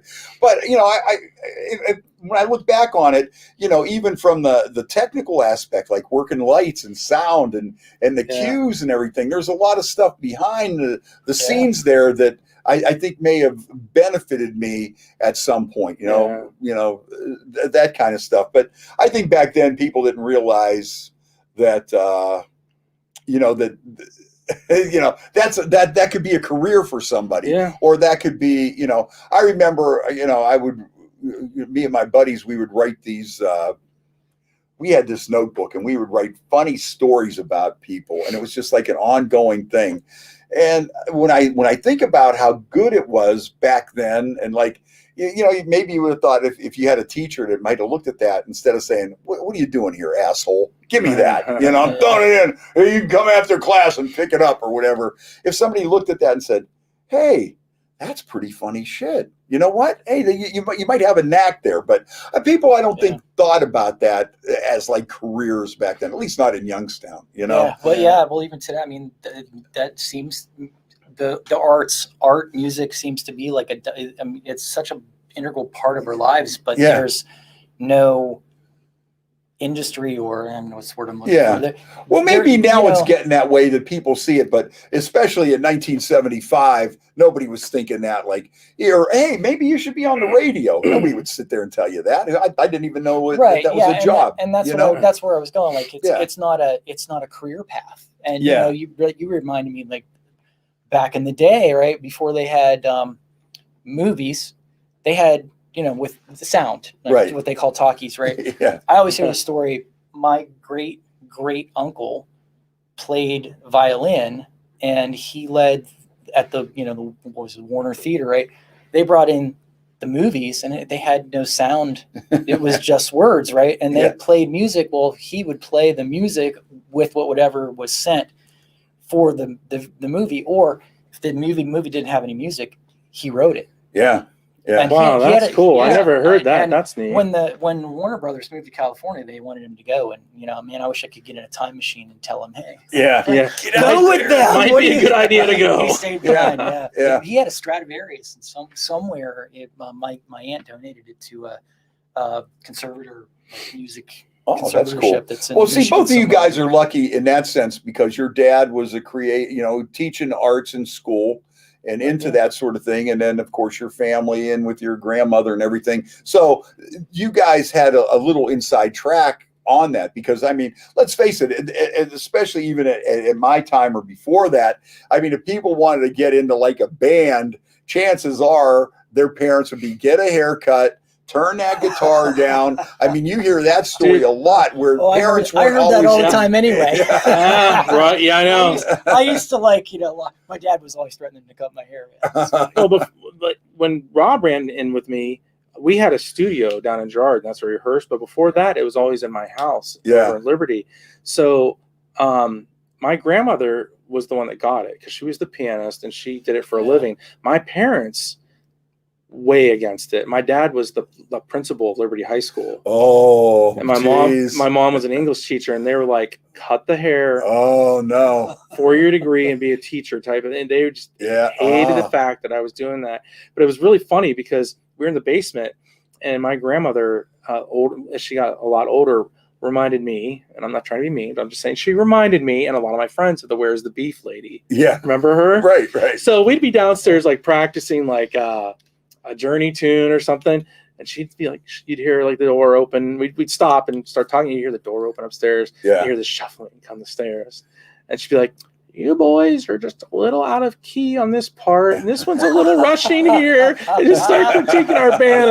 And at the time, I'm like, 16, 17, and I'm just like trying to hide behind my kid. I'm like, no. but the problem was she was right. Yeah, she was right. And God love them. All the guys in every band I was in have always been great people. So they played along. They were cool. Hey, we're gonna play another song. Why don't we play another song while we're sitting here? Do you want to play something new? We'll play whatever you want to play. It's up to you, man. All right. You make the call. Rob brought a track. We have this song called "Can We Stand." Okay. I'm not a big ballad person, and our last record didn't have a lot of ballads, but our new one's going to have 2. There's going to be a cover song that is going to be a surprise that we're going to wait till we release it. And there's going to be this one. It's called Can We Stand? I wrote the lyrics and kind of like, okay, if I get all these crazy ideas, I was like, if I was Jesus and I was on the planet today and looking on everything that was going on, I would be like, what in the hell is going on? That kind of thing. And I just kind of expanded upon that. Now, this is one of those songs where I sent to Sean, and he liked it a lot. This is funny. I don't know if he liked it because I didn't hear anything back from him. And then about 6 months later, all this crap was going on with politics. And I was like, hey, did you ever check out that song, Can We Stand? And he's like, why? I'm like, because it's kind of relevant and you might want to. And he's like, all right.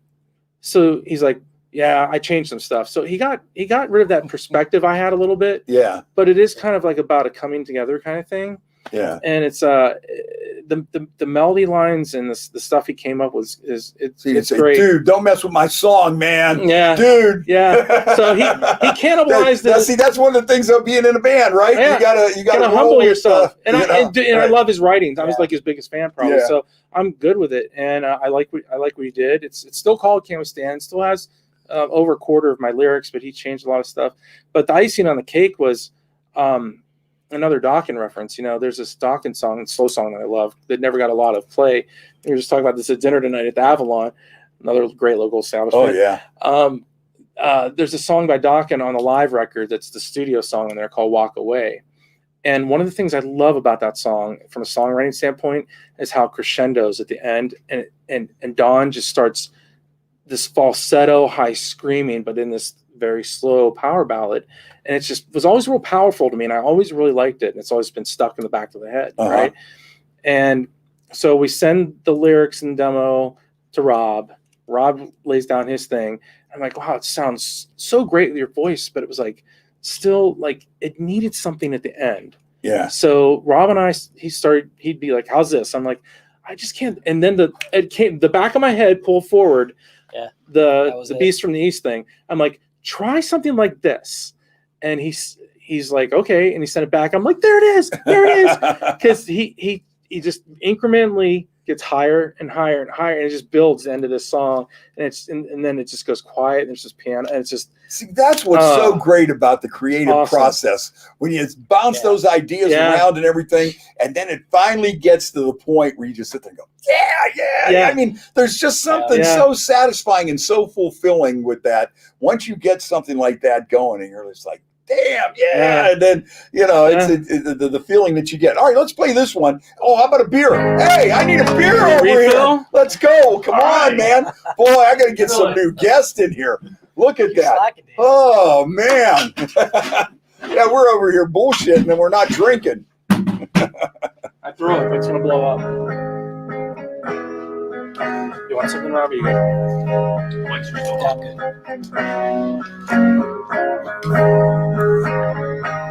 Boy, all these songs sound so good. I like this one because I'm not a big power ballady kind of guy, and it's kind of more like a moody, Brian Eno kind of. It's not Home Sweet Home. Yeah. I like the way it builds and builds. You'll hear it. It's just, there's a tension there. Yeah. Another day goes by. It's been too long and it's time to go.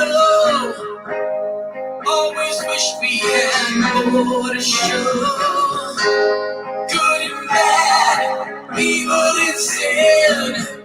No matter what, we just roll away.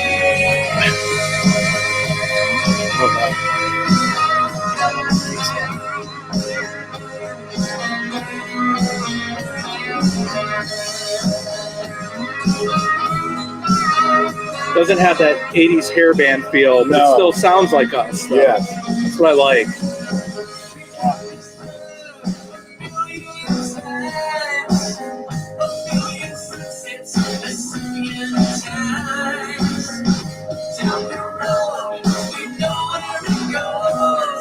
And you guys got those good harmonies in there too that kind of set it apart a little bit,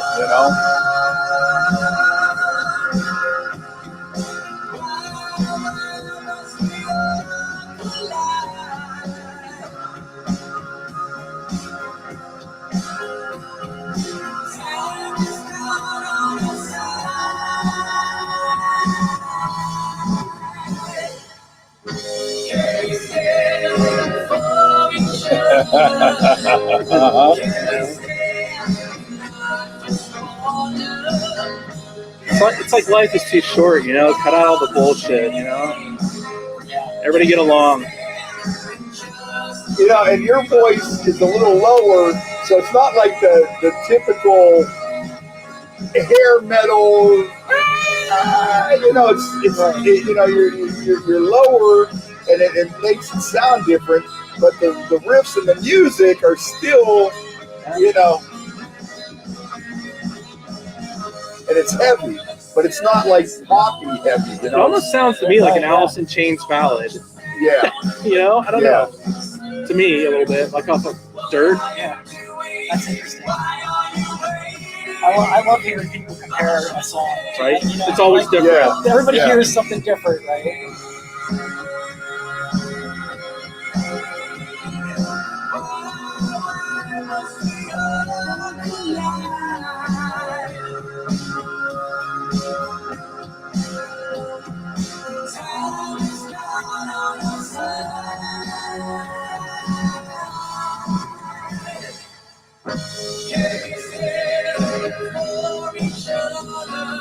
Yeah, this is really good stuff.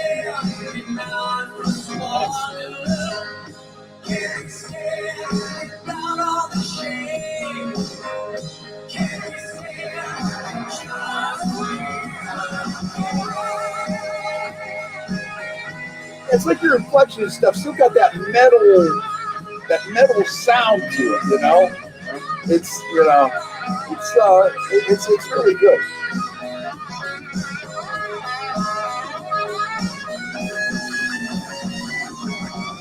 Great solo right there.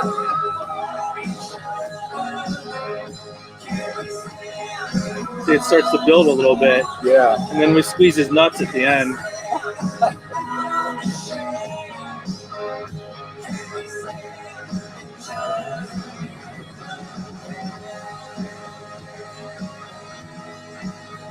Yeah, nice subtle build on that. Just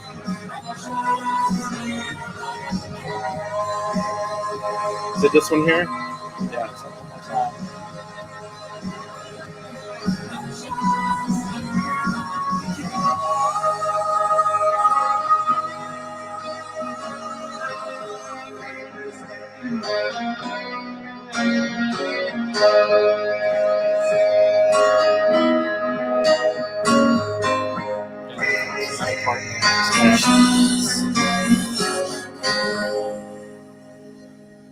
damn, that's a good song right there, Thanks. man. We're excited for the That new is record. an awesome sound.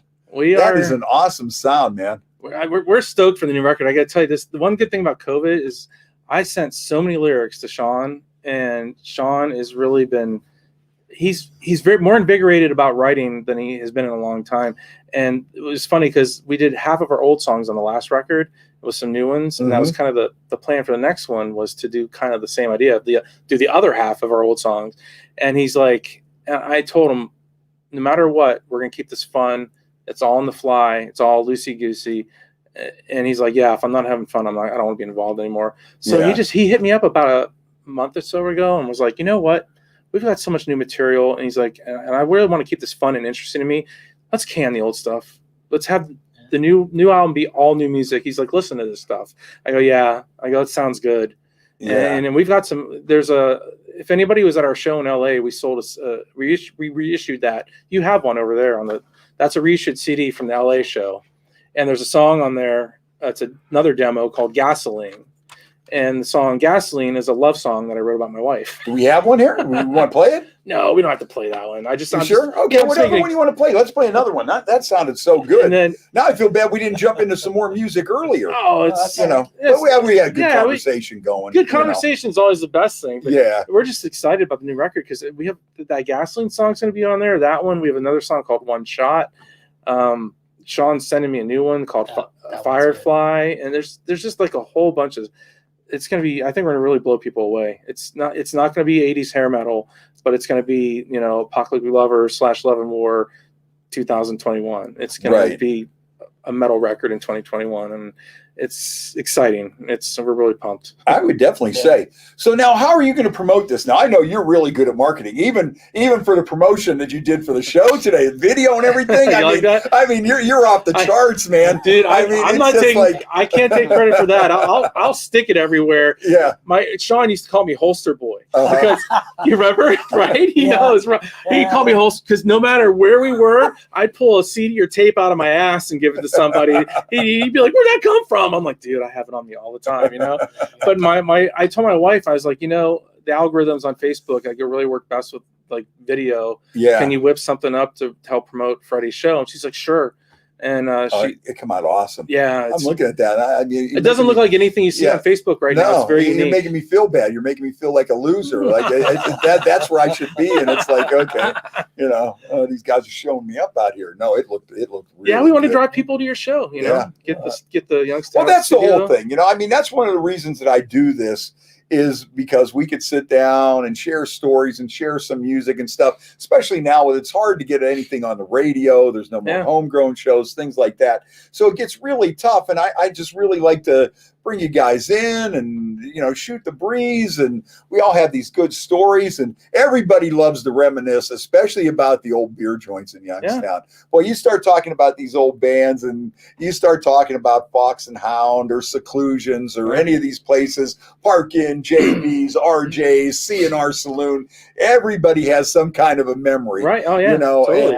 And I'll tell you, that's one of the reasons that classic rock is still popular because it invokes these memories, and that's really what it's. Well, the music's good, but it also invokes the memories because you sit there and tell stories, and all of a sudden that takes you right back to that place. You sit there and you mention Fox and Hound, somebody's there saying, "Hey, remember that time we went out there and whatever happened? I met this chick, or we got in a fight, or we got pulled over. I wrecked my car after I puked on myself, all that kind of stuff, good memories, bad memories. But that's like one of the things with this podcast. And plus to give everybody a little outlet here to sit here and play some of this music and listen to it. And hey, even if 5 people hear this and like it, you're 5 more people ahead. Exactly. That's how I look at it. You said to play some more music, and I was like, I'm glad you did the video, and I'm glad you did the brand new thing from us. But we brought something that's kind of special. This is another thing I think that makes music fun for our band and a lot of other bands right now. Even though you could go digress and go about that whole streaming thing and all that negativity. Right. The positivity about it is like back in the day when we were Love and War, it's almost a little bit competitive with the other bands, and this person wouldn't play with that person or wasn't allowed to some bands had contracts where they had manager, you can't sing with another band or you can't do this and that. And that brought up this where I'm going. There's a guitar player that's from Youngstown, and he's a friend of mine and Rob's, and his name's Mike Flores, and I've been talking to Mike for years. And he went from Youngstown. He played out at C&R Saloon with a band too, I think, with maybe even Ronnie Williams or somebody. But anyways, he goes Youngstown to Florida, California. And when our album came out, I had lost track of him, and he ran into me on Facebook and was like, "Dude, that record with Michael Wagner, holy moly, blah blah blah blah blah. Yeah, you need to check out my band." Well, this is what we're going to play tonight, but just for a little bit of story's sake, he had a band, his solo project band, which was called Idora, named after. Okay, right. Yeah. He grew up he grew up in that area. So and it was some pretty good stuff and all that kind of stuff. And then he from there transitioned to Steel City, which put out a record, and Steel City put out a second record and changed their lineup. And he was fortunate enough to get there was a band signed to MCA when everything fell apart for everybody in our genre, called Cold Sweat with Mark Ferrari from Keel. Well, Mike's singer is Roy from Cold Sweat in Steel City. And they're having some decent success with their stuff. And, Mike and I still talk about writing and working together and all that kind of stuff. And the one thing I told these guys, when we got back together, I'm like, let's make it fun. Let's have 2 bass players. No strings attached, no contracts, none of this bullshit, it's kind of like the more people you play with, the more people they'll find out about that other project, because you're not pigeonholing yourself, because there's so much out there right now. It's insane how much music's out there, right? So I was talking to Mike one day on the radio, on the phone, and he CB, we were on the CB. Talking on the CB. Talking on the phone with the cord, remember those? So Mike and I are talking, and he's like, "Dude, you gotta check out this new project I'm working on." He wanted to figure out a name, so we were discussing. He had a name, and I'm like, "Oh, dude, that name sucks. And you got to think of something else." So we started, and his whole idea behind this project, it's before I knew he started working with you, and he wanted a name. So we were talking about names. So he got the name of the project from a Paul Stanley solo record, and the cool thing about it, it's kind of a fun thing. the whole album for him was like he wanted to write an 80s Kiss record, like the Lick It Up area, Lick It Up, and Animalize, and when just really fun riffs and gang backing vocals and stuff like that. And he approached Rob to sing some tracks on there, and then Mike would send off, because the whole idea was like Rob would sing some songs, then Mike would be like the other singer, like Gene Simmons is the other singer. And the producer was like, yeah, not so much. Let the other guy sing it, So stick Rob, guitar, Mike. Yeah. So Rob brought this. I'm not sure if it's the one, because Mike has played me a few. I'm not sure which one it is. Rob will tell you. But Rob has brought a solo project thing with Mike. Yeah. It's called Love and Chains, right? That's the working title. Yeah, that's the working title. The band's name is Love and Chains. Well, and then there's more of a connection, Youngstown connection than that too, actually. So, Ronnie Williams. With COVID hit, I started working from home, and I'm like, hey, I got a 30-second commute, and I have a home studio. Yeah. Ron is a fantastic writer. Like, he has so much music out there. He's kind of like a Sean. The new song he's got with Paul Scouron's killer. Yeah. I'm looking forward to that. So I started writing some lyrics to stuff. So I got a project going on that is Ron's music with my lyrics, and Ron. And one of the songs that's on the Love and Chains is a song of Ron's that Ron wrote the music, Mike wrote the lyrics, and then I put my vocals to it. And that's one of the, so it's actually, and to Dave's point, I love the fact that, we're all older, we're all mature, like nobody has any competition. It's like, hey, this is fun. We just like to create music. Yeah. Let's just I love the fact that there's still a lot of, there's a lot of folks that are still doing this and having fun. Yeah. And, collaborating. And this is, I think if anybody grew up liking or loving like late 70s Kiss or like Creatures of the Night or any of that 80s Kiss, they're going to dig this record a lot. It's the theme, right? What's the name of the song on it you brought? This song's called Overdose. Overdose. What? Yeah, sure. Let's hear it, man. Let's cue that bitch up.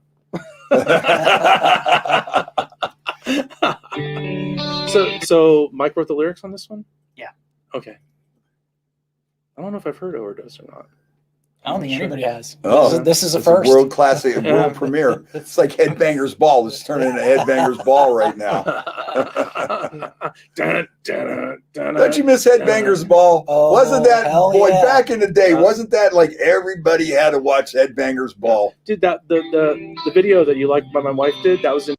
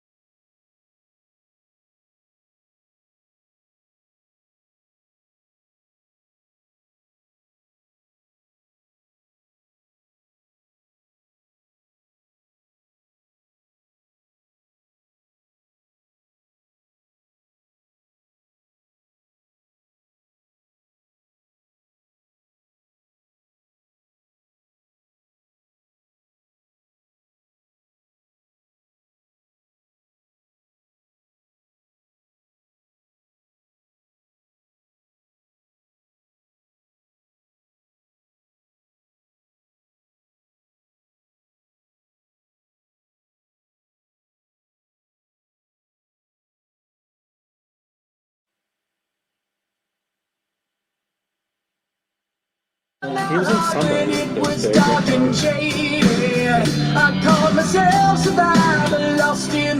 This is really good. That was just so lonely till the day I gave my heart to you. This is top-notch pro stuff here, man. All the stuff you guys got. This ain't no. It's an expensive hobby. Yeah. So it's hey, some people build cars, you guys build music. Yeah.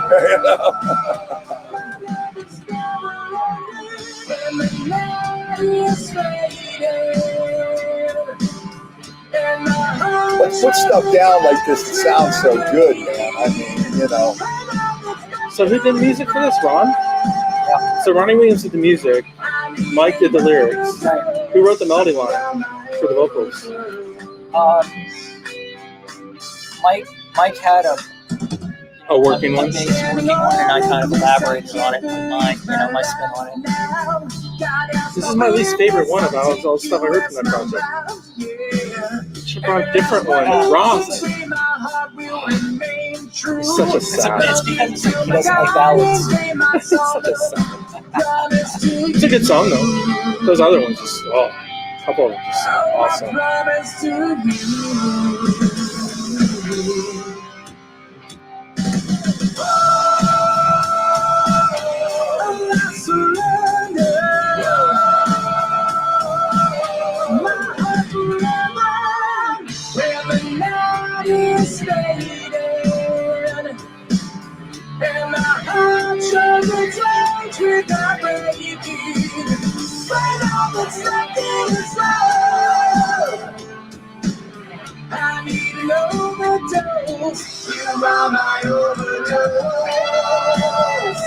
Well, his stuff is all really, really good. Yeah, Mike's good. Ty Sims, right? Ty Sims. I sworn, dude. I know that he mixed the last House of Lords album. Maybe that's what it is. When the night is fading and my heart tries to touch without breaking, when all is nothing is left. Oh, Mike is tuning in. Flores? I need an overdose. You are my overdose. When the night is fading and my heart tries to touch without breaking, when all is nothing is left. I need an overdose. You are my overdose. You are my overdose.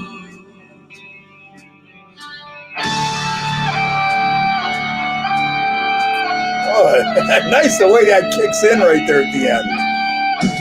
Nice touch.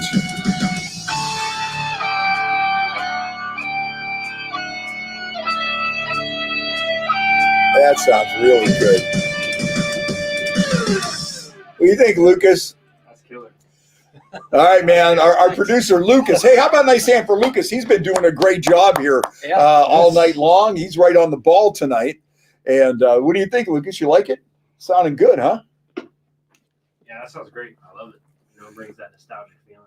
Yeah, This this is is. the back seat while my dad's driving. Let's see here. Steve Baker said they lost the stream for a little bit, but he's back. Paul Barker's watching. Steve Barker's says, "What's up, Rob?" That's Bubba. And Mike Flores, who's on that, he's watching. John Rook, our good buddy John Rook, and Mike brought up the new music station. Yeah, that was another one. Oh, yeah. God, that place. Jeez, I got myself in so much trouble there. Not fights either. Yeah, new music station and pogos and all that stuff. And that corner was the demise of many promising college careers at YSU, especially even back in the day. In my time, they had Tony's Hideaway and Pogos, and then they had the pub on campus at YSU. So between the three of those, a lot of people ended up majoring in foosball and pitchers. Didn't quite make it out of there. Got my PhD at Pogos, but shit, I didn't do anything else after that. My family wants to kill me. I better learn how to play guitar now. I have no choice. Oh my gosh. But that's some good stuff, man. Well, it's almost time for us to wrap things up here. I hope you guys had a good time. And, we forgot to give away the shirt. We can if you want. Or we'll wait till next time.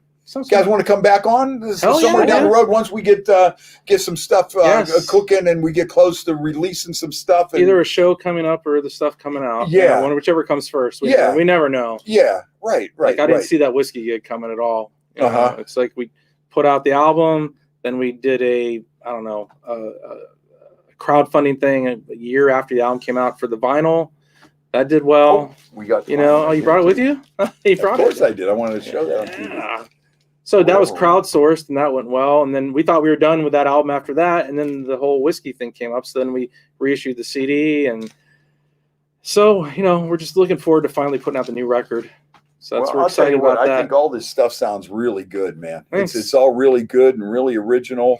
And Lucas says yes too. Lucas says thumbs up. Well, the one thing I did want to mention tonight that nobody really knows about, I'm going to make it official tonight, is we are currently actively looking, and if anybody would like to send us something or talk to me, I'm very easy to reach on Facebook. So is Rob, for that matter. But I'm on all the time. I live on there, unfortunately. Yeah. We are actively searching for a second lead guitar player. So, and we would love to have somebody from our hometown instead of spreading out into Cleveland or Akron. Right. But if that's the case, that's the case. But if anybody around here can play the stuff and likes the music, it's a good band to be in, because we're not just playing out bars every weekend, make a couple bucks for beer money. We want to do big shows. We're going to do 3 record release parties for our next record. Like I said, one's going to be at the Whiskey. We're hoping the other one's going to be at Hammer Jackson, Maryland. That I'm not sure of, because they kind of changed their relaunch a little bit. It's a little bit of a different venue. One will be here for sure. And then the other ones, it's, playing with us is like a rock and roll fantasy camp weekend. If we're going to play somewhere, it's going to be a festival show here or opening for somebody at an amphitheater there, that kind of stuff. So if anybody's interested in playing the Whiskey and doing that sort of thing and being a part, we want a real band member. We don't want a hired gun or anything like that. We want somebody that likes this kind of music, would like to play this kind of music. Just hit me up or hit Rob up, and we'd love to get you in as soon as possible, because I'm not opposed to putting somebody brand new on. We've not lost Sean. Sean's still our main writer and our lead guitar player. He's not going anywhere, but we want to make sure we have a second lead guitar player that can hold their own for, like, we all live all over a little bit. So when we do show, I guess the easiest way to put it is, I think we missed out on a lot of shows because I had to reach out to 3 different people in 3 different states, and they got to ask work, and it takes time. Yeah. And by that time, they've got another band. So we're looking for a core here in the Valley that we can go out and play a show with. So we're hoping to find another guitar player. So if anybody's out there that knows somebody that'd be interested, and age is not a thing. If there's somebody that's older than us and you can play it and you want to do it live, cool. If you're 22 years old and a shredder and you want to be the next George Lynch and Eddie Van Halen, I'm all about that too. Very cool. Musicians that have kids out there that would probably love to play the Whiskey or some. We want to do bucket list venues. You know what I mean? Yeah. So very cool. And have fun with it. They can find you. It's Dave Hope David B. Hope on Facebook, and Rob Kane on Facebook, or even if you go to my page and I can direct you. Yeah, they go to you. Any of the above. Apocalypticlovers.com. There's a contact thing on there. Even Now, how do you say that so easy? I'm an announcer. I can't even say that. None of us can say it. When we played the Whiskey, Sean tried to introduce our band at the Whiskey, and he's like, plop, plop, plop, plop, plop. He sounded like Elmer Fudd. I did hear that. Then I didn't feel bad. I was watching the video. And I picked up on that right away. It's like, okay, I guess I'm not the only one then. Okay. We would have loved to have kept the old name, but we couldn't. Yeah. A lot of people know this, but before we split in the late 90s, we got 2 cease and desist orders from a band out of Texas.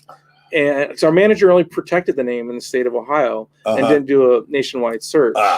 And then, but the odd thing though is that's not the one we were really worried about. We were more worried about we got nailed with a cease and desist from Hollywood, California, from the television show Love and More. And they did nothing with that show. Paul Reiser, right? I think Paul Reiser was in it. So we were like, what? Yeah, we didn't want to deal with any of that coming back. And we rebranded, and here we are. But we'd love to add another permanent member. And if anybody's interested, hit us up however you want. And, looking forward to getting the new album out and hopefully see some people at some shows. Awesome, man. Sounds good. Well, Rob, Dave, thanks for stopping by. I had a blast. It was great talking to you guys. And once we move on to the next step here, you're more than welcome to come back. And we do want to thank our friends at Penguin City Beer. Penguin City Beer. Yeah, not bad, not bad. Cheers, my friend. Thanks for having us. There we go.